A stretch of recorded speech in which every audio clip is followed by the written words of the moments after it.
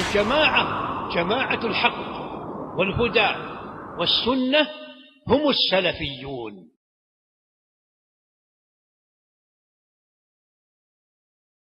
بسم اللہ الرحمن الرحیم. الحمد للہ رب العالمین والصلاة والسلام علی اشرف الانبیاء والمرسلین نبینا محمد وعلی آلہ واصحابہ اجمعین. باب فضل التوحید وما یکفر من الذنوب. حاضرین مجلس، الحمدللہ کتاب التوحید کا آج ہمارا تیسرا درس ہے. کل کے درس میں ہم لوگوں نے توحید کے وجوب سے متعلق کچھ باتیں سنے تھے.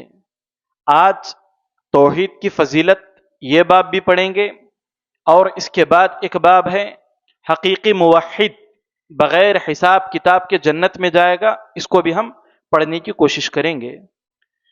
اس باب کو شروع کرنے کے بعد محمد بن عبد الوہاب رحمۃ اللہ علیہ نے فرمایا، قال اللہ تعالی الذین آمنوا ولم يلبسوا ایمانهم بظلم اولئک لهم الامن وهم مہتدون. آج جو باب ہم پڑھنے والے ہیں اس کا مطلب ہے توحید کی فضیلت اور توحید کا گناہوں کے کفارہ ہونے کا بیان. توحید کی فضیلت یہ ہے کہ توحید بہت سارے گناہوں کے کفارے کا سبب ہے. بندہ اللہ کے یہاں محض توحید والا ہونے کی وجہ سے اس کے دیگر جو بہت سارے گناہ ہیں اللہ اس کو معاف کر دیتا ہے توحید کی برکت سے. تو گویا توحید مستقل بہت سارے گناہوں کے کفارے کا سبب بنتی ہے. اور قیامت کے دن اللہ رب العالمین اللہ کے نبی صلی اللہ علیہ وسلم کو سفارش کا حق دے گا، اور اس سفارش کے سبب اللہ کے نبی جنہیں بھی سفارش کریں گے وہ تمام کے تمام موحد ہوں گے، تبھی جا کر کے وہ اللہ کے نبی کی شفاعت کے حقدار ٹھہریں گے. اگر توحید نہ ہوگی تو وہ اللہ کے نبی کی شفاعت کے حقدار نہیں ٹھہرتے. اللہ کے نبی صلی اللہ علیہ وسلم نے فرمایا لکل نبی دعوت مستجابہ. اللہ نے ہر نبی کو ایک دعوت کا حق دیا کہ وہ دعوت کریں گے تو ہر حال میں وہ دعا امت کے حق میں قبول ہوگی. قد دعا بہا، اور ہر نبی نے اس دعوت کا حق یعنی اس دعا کا حق استعمال کر لیا. لیکن جب اللہ کے نبی صلی اللہ علیہ وسلم سے کہا گیا کہ آپ کے لیے بھی ایک دعا ہے، آپ امت کے حق میں اس دعا کو کیجئے اور آپ کی دعا قبول کی جائے گی، لیکن اللہ کے نبی صلی اللہ علیہ وسلم نے اس دعا کو آخرت کے لیے باقی رکھا. حالات بد سے بدتر تھے، بہت سارے موقعوں پر آپ چاہتے تو اس دعا کو استعمال کر لیتے. طائف کے موقع پر اللہ کے نبی صلی اللہ علیہ وسلم کو کس قدر مارا گیا، کس قدر آپ کو اذیت دی گئی، آپ چاہتے تو اس دعا کو آپ استعمال کر لیتے. جنگ احد کے موقع پر اللہ کے نبی صلی اللہ علیہ وسلم کے قریب دشمن پہنچ چکا تھا، حتیٰ کہ آپ پر ضرب بھی لگائی، آپ کے سامنے والے دانت بھی گر گئے تھے. ایسے موقع پر بھی اللہ کے نبی نے وہ دعا استعمال نہیں کی. امت کے حق میں آپ اس قدر شفیق، اس قدر مہربان اور امت کا اس قدر خیال کرنے والے تھے کہ اللہ کے نبی صلی اللہ علیہ وسلم نے فرمایا ادخرت بدعوتی شفاعتا لامتی یوم القیامہ. میں نے اپنی اس دعوت کو اپنے امتیوں کے حق میں سفارش کرنے کے لیے قیامت کے دن کے لیے محفوظ رکھا ہے، جمع کر کے رکھا ہے. اب کیا آپ اپنے ہر امتی کے حق میں یہ دعا فرمائیں گے قیامت کے دن؟ نہیں فرمائیں گے. یہ دعا کسے ملے گی؟ اللہ کے نبی فرماتے ہیں وَهِيَ نَائِلَةٌ لِمَن مَاتَ مِنْ أُمَّتِي لَا يُشْرِكْ بِاللَّهِ شَيْئًا. اس دعا کا حق، اس سفارش کا حق، اس شفاعت کا حق صرف اسی بندے کو ملے گا جو اس حال میں مرا کہ وہ اللہ کے ساتھ کسی کو شریک نہیں ٹھہرتا تھا. جو لوگ بھی اس امید کے ساتھ جی رہے ہیں کہ اللہ کی نبی کی شفاعت انہیں نصیب ہو، لازم ہے کہ وہ توحید پر جئیں اور توحید پر مرے، تبھی جا کر وہ اس فضیلت کے حقدار ٹھہریں گے. تو گویا توحید کی وجہ سے گناہوں کا جو کفارہ بنتا ہے اور اللہ کے نبی کی جو شفاعت ملتی ہے وہ صرف توحید کی وجہ سے. یہی توحید کی ایک عظیم فضیلت ہے. اس کے بعد ہم آتے ہیں آیت کی طرف. اللہ رب العالمین نے فرمایا الذین آمنوا، یقیناً جو لوگ ایمان لائے، ولم یلبسوا ایمانہم بظلم، اور اپنے ایمان کے ساتھ ظلم کو نہیں ملائے، اولئک لہم الامن، یہی لوگ حقیقی امن والے ہیں، وہم مہتدون، اور یہی لوگ ہدایت یافتہ ہیں۔ جب اس آیت کو نازل کیا گیا صحابہ پریشان ہو گئے کہ کون ہے جو ایمان لانے کے بعد ظلم نہیں کرتا۔ بہت سارے لوگ ہیں جو ایمان لانے کے بعد ظلم کر بیٹھتے ہیں، اپنے چھوٹوں پر اور بڑوں پر، شوہر بیوی پر، بھائی بھائی پر، مالک نوکر پر بس اوقات ظلم کر بیٹھتا ہے۔ صحابہ پریشان ہو گئے کہ اب اگر ظلم کر دیں گے تو ہدایت سے محروم ہو جائیں گے۔ حدیث کی اہمیت دیکھیے، بہت سارے لوگ کہتے ہیں کہ ہم صرف قرآن کو مانتے ہیں، حدیث کی ان کے پاس اہمیت نہیں، یا سرے سے حدیثی کا انکار کر دیتے۔ اگر یہاں اللہ کے نبی کی حدیث نہ ہوتی اس آیت کی وضاحت کے لیے تو لوگوں میں ایک ہلچل ہوتی، لوگ پریشان ہوتے، لیکن قربان جائیے اللہ کے نبی صلی اللہ علیہ وسلم پر اللہ کے نبی نے فرمایا، کیا تم نے لقمان کا قول نہیں سنا کہ انہوں نے اپنے بیٹے کو کہا تھا ان الشرک لظلم عظیم، یقیناً شرک سب سے بڑا ظلم ہے۔ اور یہاں پر ظلم سے مراد کیا ہے؟ شرک ہے۔ ایک ظلم جس کے مقابلے میں آتا ہے عدل، ایک ظلم جس کے مقابلے میں آتی ہے توحید، اور یہاں پر جو ظلم ہے وہ شرک ہے، اور اس کے مقابلے میں توحید کو لایا جاتا ہے۔ تو صحابہ رضی اللہ عنہم اجمعین کو اطمینان ہوا۔ تو محمد بن عبد الوہاب رحمۃ اللہ علیہ اس آیت سے ثابت کرنا چاہتے ہیں توحید کی فضیلت یہ ہے کہ جو لوگ ایمان لائے اور اپنے اس ایمان کو شرک سے محفوظ رکھے، ان لوگوں کو دنیا میں امن حاصل ہوگا، دنیا میں ہدایت نصیب ہوگی، یہی لوگ دنیا میں حقیقی معنوں میں سکون اور اطمینان میں رہیں گے، اور آخرت میں کیا ہوگا؟ اللہ رب العالمین انہیں جنت عطا فرمائیں گے۔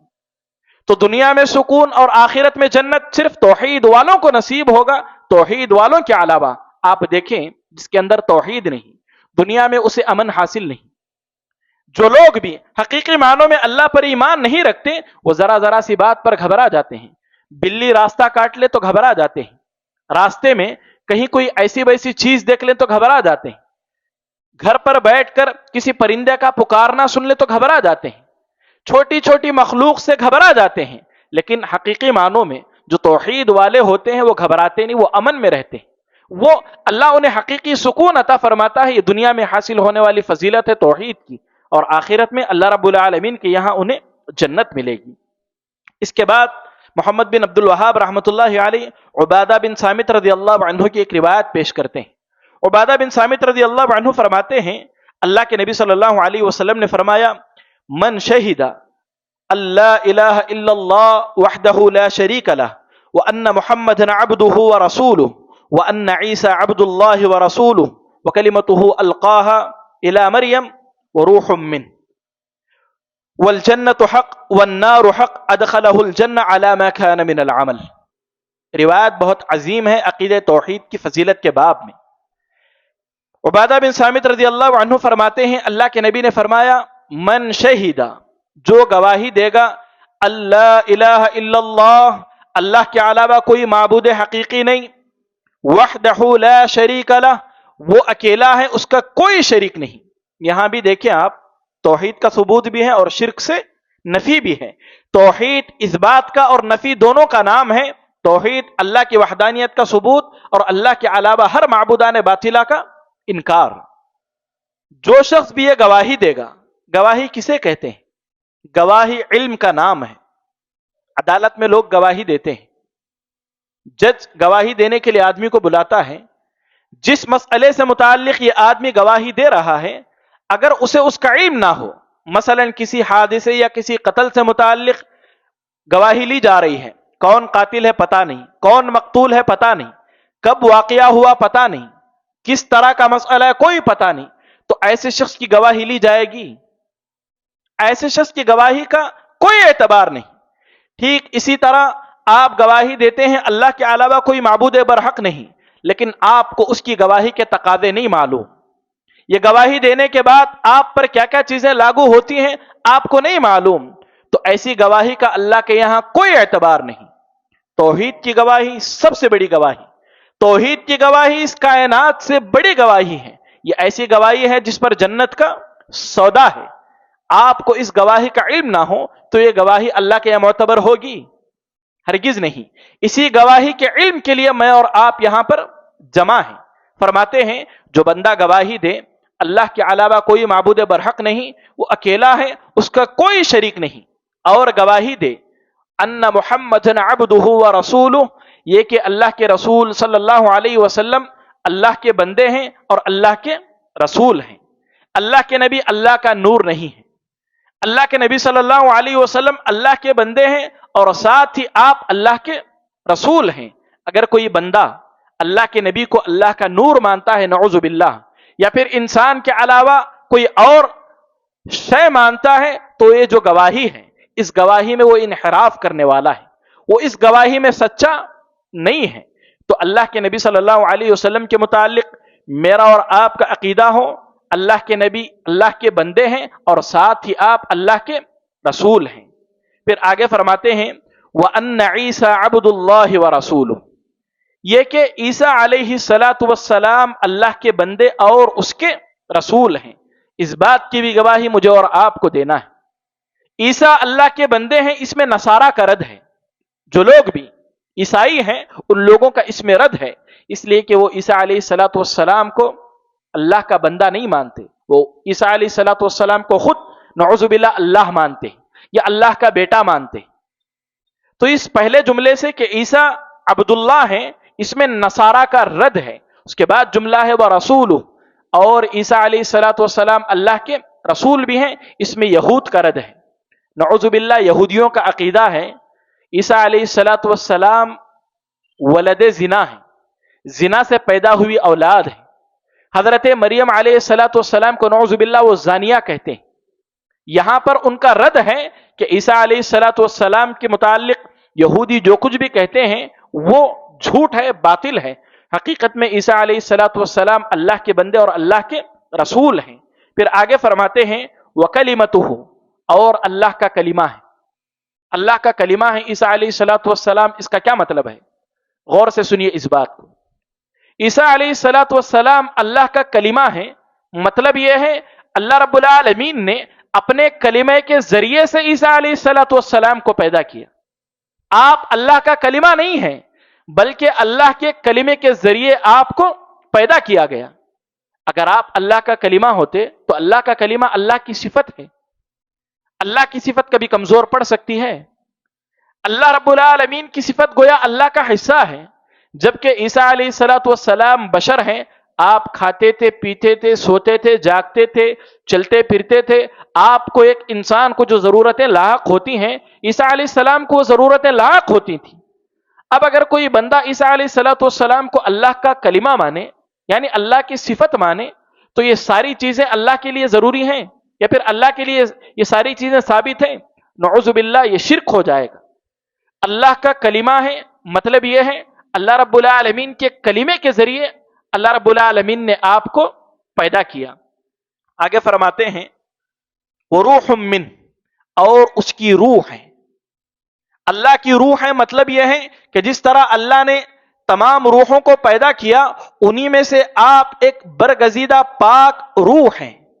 نعوذ باللہ آپ اللہ کی روح ہیں، اس کا یہ مطلب ہرگز نہیں کہ آپ اللہ کا حصہ ہیں.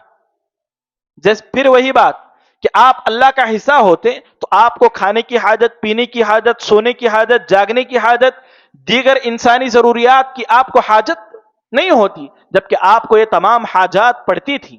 اللہ کا کلمے کی اضافت اور روح کی اضافت یہ آپ کی فضیلت کے لیے، یہ آپ کی تشریف کے لیے کہا گیا ہے. پھر آگے اس روایت میں ہے فرماتے ہیں والجنت حق، جنت حق ہے، والنار حق، اور جہنم حق ہے. اور آج بھی جنت اور جہنم ہیں. اللہ نے جنت و جہنم کو بنا دیا ہے. ایسا نہیں کہ قیامت کے دن اللہ انہیں بنائے گا.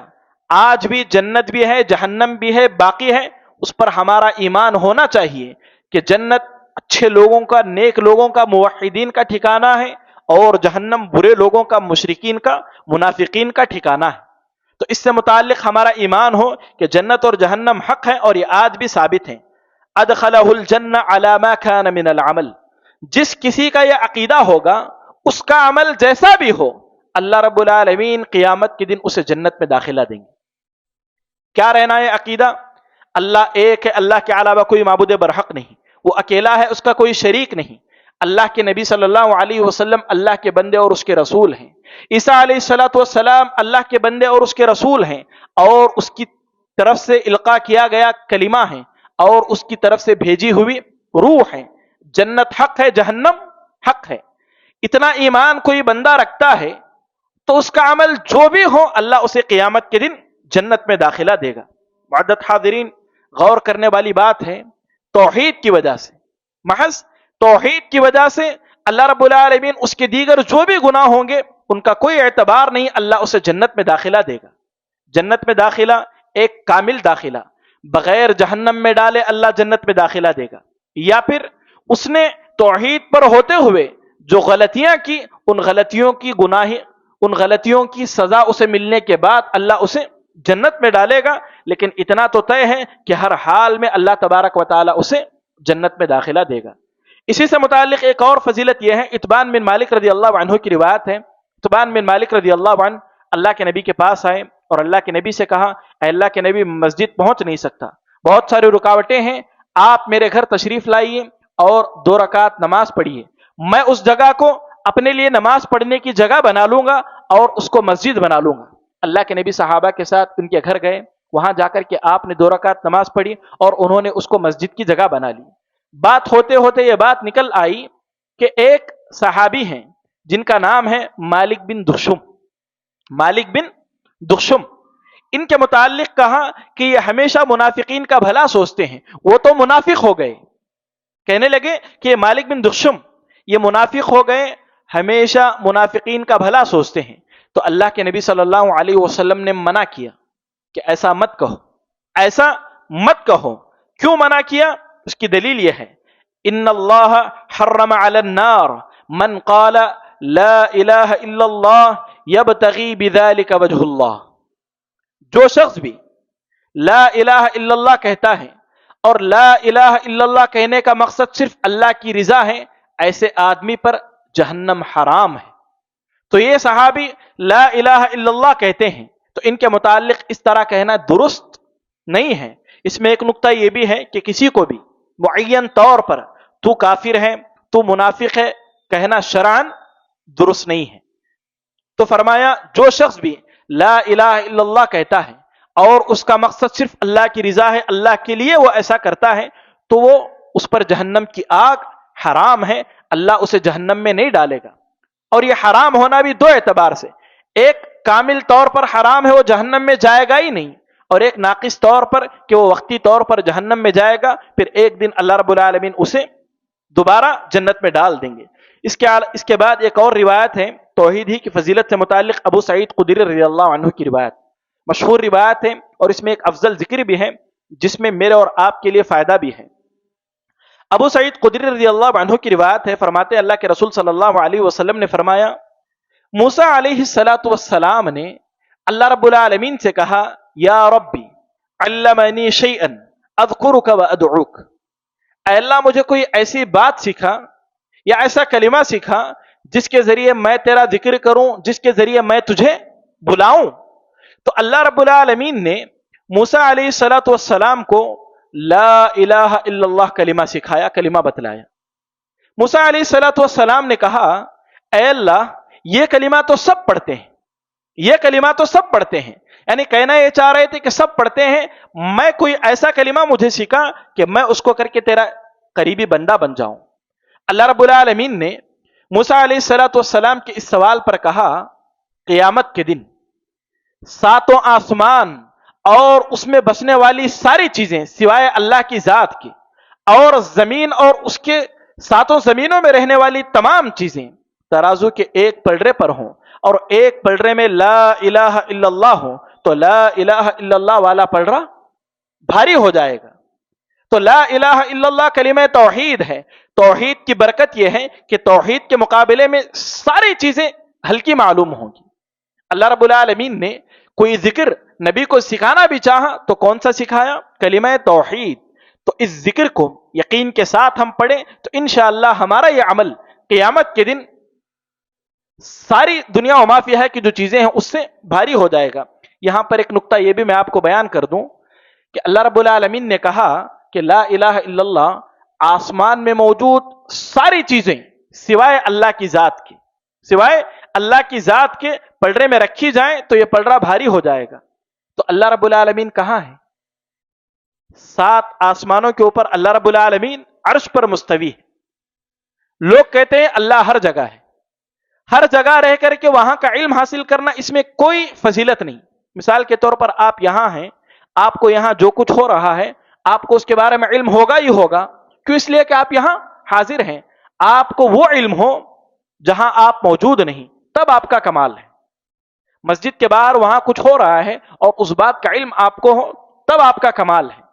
آپ وہاں جائیں، گلی میں کیا ہو رہا ہے دیکھیں، تب آپ کو اس کا علم ہو جائے، تو اس میں کوئی فضیلت ہے؟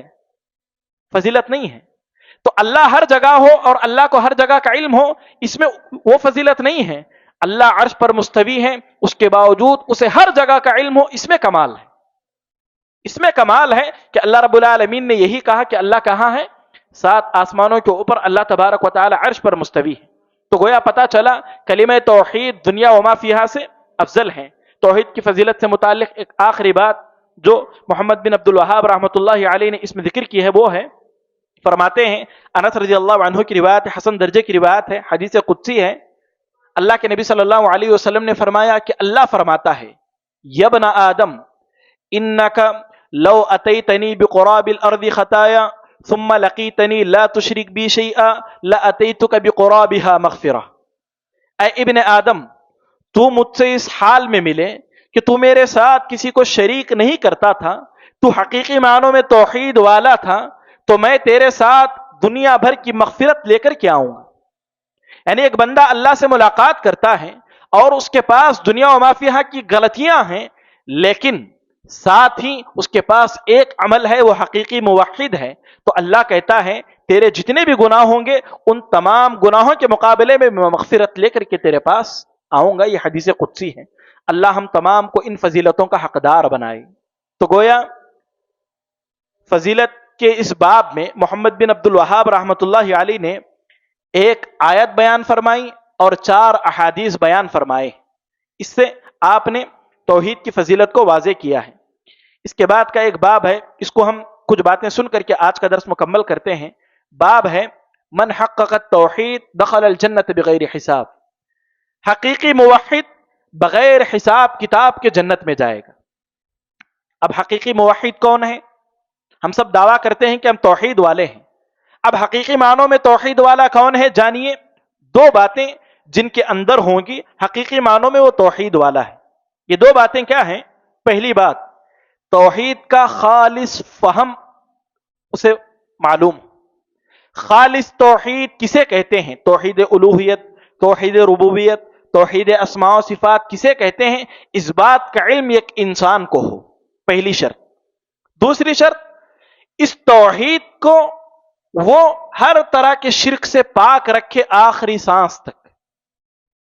ایک حقیقی توحید یعنی خالص توحید کا اسے علم ہو اور اپنی اس توحید کو وہ ہر طرح کے شرک سے پاک رکھے، ایسا شخص بغیر حساب کتاب کے جنت میں جائے گا.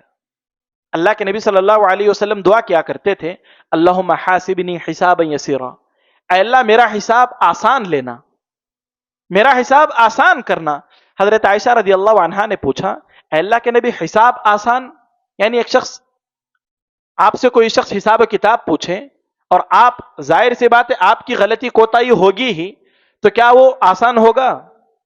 آسان نہیں ہوگا، وہ بڑا مسئلہ رہے گا. تو اللہ کے نبی اس کا کیا مطلب ہے کہ اللہ آسان حساب لے؟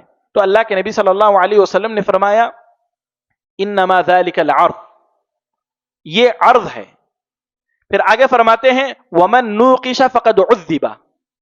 اس کو آسان الفاظ میں سمجھیں تو قیامت کے دن حساب و کتاب 2 طرح کا ہوگا، ایک عرض ہوگا اور ایک مناقشہ ہوگا. 2 طرح کا، ایک عرض اور ایک مناقشہ. عرض کہتے ہیں اللہ رب العالمین بندے کو بلائے گا اور اس کے سامنے اس کے گناہوں کو پیش کرے گا. بندہ ان گناہوں کا اقرار کرے گا، پھر اللہ تبارک و تعالی اس کے ان گناہوں کو معاف فرما دے گا توحید کی برکت کی وجہ سے. ایک بندہ آئے گا، گناہ بتائے جائیں گے، وہ گناہ کا اقرار بھی کرے گا، لیکن اللہ رب العالمین ان گناہوں کی اسے معافی دے دے گا اور وہ جنت میں چلا جائے گا. یہ ہو گیا عرض، یہ ہو گیا آسان حساب. اور ایک ہے وَمَن نُوقِشَ فَقَدْ عُذِّبَ، جس سے مناقشہ کیا جائے گا اسے عذاب دیا جائے گا. اللہ بلائے گا اس کو، اس کے گناہ بتائے جائیں گے اور وہ ان گناہوں کا اقرار بھی کرے گا. پھر پوچھے گا کہ تو نے یہ گناہ کیوں کیا؟ اللہ کے کیوں کا جواب دینا کسی کے لیے ممکن نہیں ہے. وہاں بندہ پھنسے گا ہی پھنسے گا. اللہ کے کیوں کا مقابلہ کرنا کسی کے بس کی بات نہیں ہے. آج کچھ لوگ کہتے ہیں میں اللہ کو جواب دے لوں گا، نعوذ باللہ، یہ میرا اور اللہ کا معاملہ ہے، میں اللہ سے کہہ لوں گا. یہ بہت بڑی جرت ہے. یہ حقیقی معنوں میں توحید سے دور ہونے کا سبب ہے. اللہ کے کیوں کا مقابلہ کوئی نہیں کر سکتا. انبیاء کو اللہ سے کلام کرنے کی ہمت نہ ہوگی قیامت کے دن. آج ایک بندہ جو اس طرح جرت سے بات کہتا ہے، سوچئے وہ کس قدر گمراہ ہے، وہ کس قدر توحید سے دور ہے. تو حساب دو طرح کا، ایک عرض اور ایک مناقشہ. اللہ رب العالمین ہم تمام کو آسان حساب جن کا ہوگا ان لوگوں میں شامل فرمائے. معدد حاضرین، آپ دیکھیں روایات ہیں اللہ قیامت کے دن اس قدر بندوں کو معاف کرے گا کہ جس کی کوئی حد نہیں، انتہا نہیں. ابو ذر غفاری رضی اللہ عنہ کی روایت ہے، ایک آدمی جس پر گناہوں کا بوجھ ہوگا وہ آئے گا اپنے گناہوں کے بوجھ تلے. اللہ رب العالمین فرشتوں سے کہیں گے اعرض علیہ صغار ذنوبہ، یہ جو بندہ آ رہا ہے اس کے صرف چھوٹے گناہوں کو پیش کرو. پھر فرمائے گا وارفع عنہ کبارہ، اس کے جو کبیرہ گناہ ہے، اس کے جو بڑے گناہ ہیں اس کو اٹھا لو. پھر وہ بندہ آئے گا گناہوں کے بوجھ تلے دب کر کے، وہ توحید والا بندہ ہوگا. اللہ رب العالمین اسے اس کے صغیرہ گناہ بتائے گا اور ایک ایک گناہ سے متعلق اللہ رب العالمین اس سے سوال کرے گا، اس سے پوچھے گا. تو یہ بندہ سوچے گا صغیرہ گناہوں کے متعلق اللہ رب العالمین اتنا مجھ سے سوال کر رہے ہیں اور یہ ساری چیزیں یہاں پر موجود ہیں، جب میرے کبیرہ گناہ آئیں گے تو میرا کیا معاملہ ہوگا؟ خوف میں آ جائے گا بندہ، پریشان ہو جائے گا. اللہ رب العالمین فرشتوں سے کہیں گے اس کے صغیرہ گناہوں کو بتانے کے بعد اجعلها حسنات، اس کے تمام صغیرہ گناہوں کو نیکیوں میں بدل دو، تمام صغیرہ گناہوں کو نیکیوں میں بدل دو. یہ بندہ اب تک پریشان تھا کہ صغیرہ گناہوں کے معاملے میں پوچھا جا رہا ہے تو کبیرہ گناہوں کے معاملے میں کیا ہوگا. لیکن جب اس نے دیکھا کہ اس کے صغیرہ گناہوں کو نیکیوں میں بدل دیا گیا تو اللہ سے کہنے لگا اے اللہ میرے کچھ کبیرہ بھی گناہ ہیں، وہ کہاں ہیں؟ اللہ کے نبی ہنس دیے. اب تک خوف کھا رہا تھا یہ، لیکن یہاں اللہ کی رحمت کو دیکھ کر کے اس کے صغیرہ گناہوں کو نیکیوں میں بدل دیا گیا تو چاہتا ہے کہ کبیرہ گناہ بھی پیش کیے جائیں اور اس کو بھی نیکیوں میں تبدیل کر دیا جائے. اللہ کی تدبیر دیکھیے کیسے اللہ تبارک و تعالی موحدین کے گناہوں کو بخشنے کا، موحدین کے گناہوں کو معاف کرنے کا وہاں پر اہتمام کرتا ہے. لیکن شرط ہے کہ بندہ کیا ہو؟ توحید والا ہو.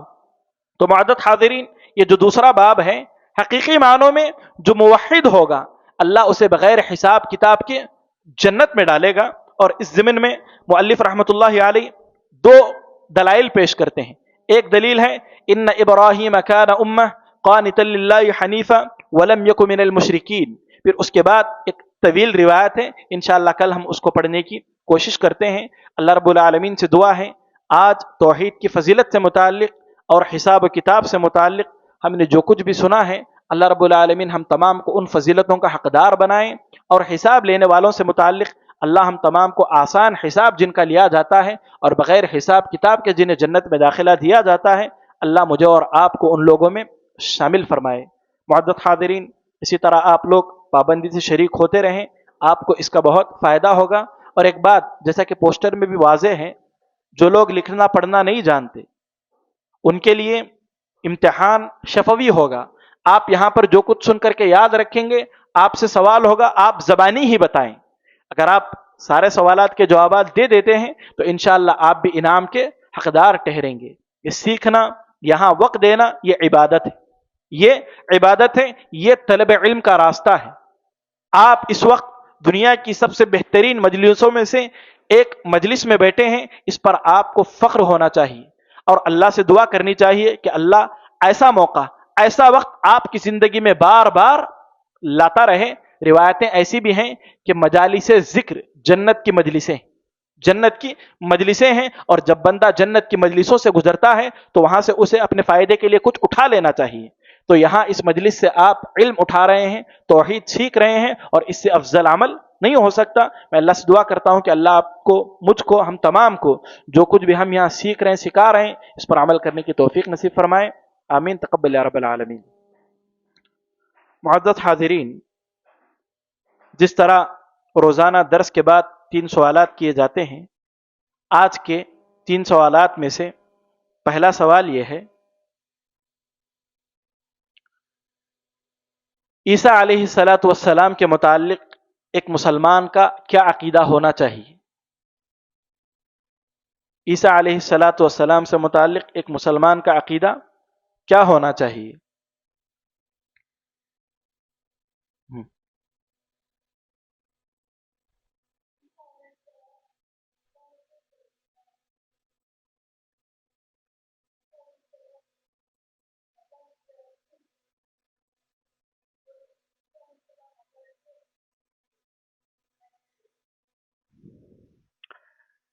آپ سے اچھا جواب کوئی دے دیتا ہے تو انعام اس کا ہے. جی بتائیے.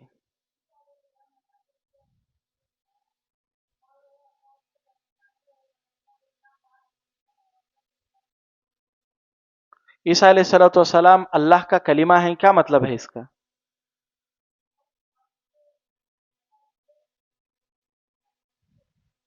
بتائیے، جیسا بھی آپ سمجھ رہے ہیں بتائیے.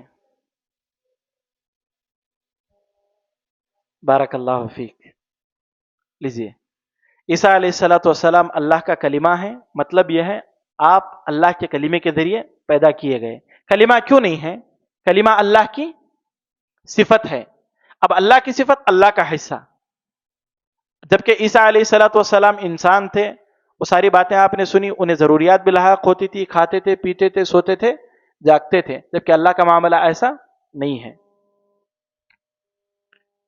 اس باب میں ہم نے توحید کی فضیلت سے متعلق کتنے دلائل سنے؟ مؤلف رحمہ اللہ نے اس میں کتنے دلائل کو بیان کیا؟ جی،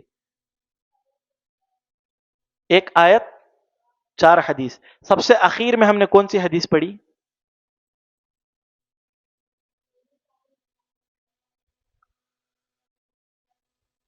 اس کے بعد جواب تو مکمل ہو گیا. 1 آیت اور 4 احادیث. بارک اللہ فیک. توحید کی فضیلت سے متعلق ہم نے جو باتیں سنی، توحید کی 3 فضیلتیں کون بیان کریں گے؟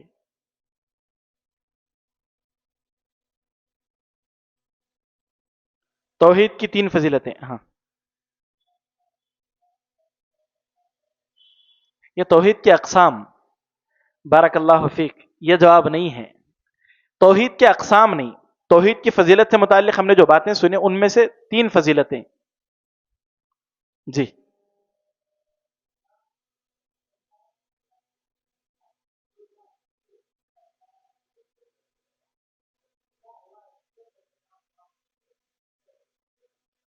یہ کل ملا کر کے ایک ہی ہوا.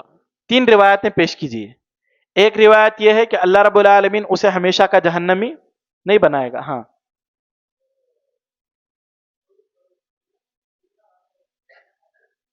دونوں میں امن ملے گا. ہاں،